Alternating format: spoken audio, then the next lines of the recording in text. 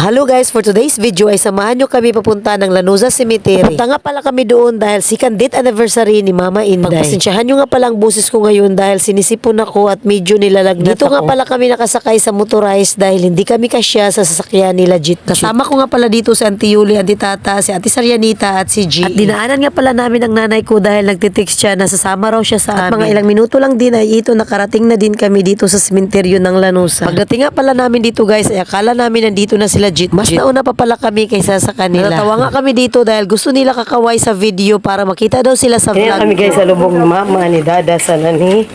Ya, nining. Nagsipon ako dahil nakbusis.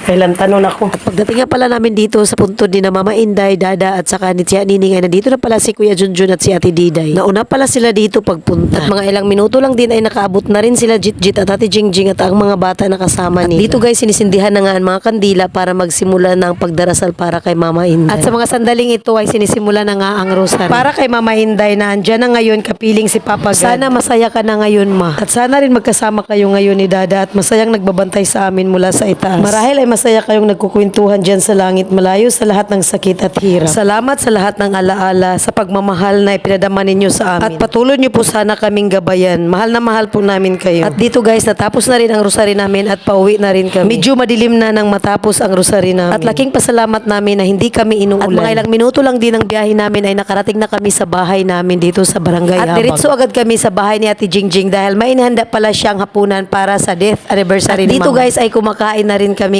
kasama ang mga kapitbahay namin. O siya, dito lang muna. Thank you guys for watching. Hope you like the video. Bye bye guys.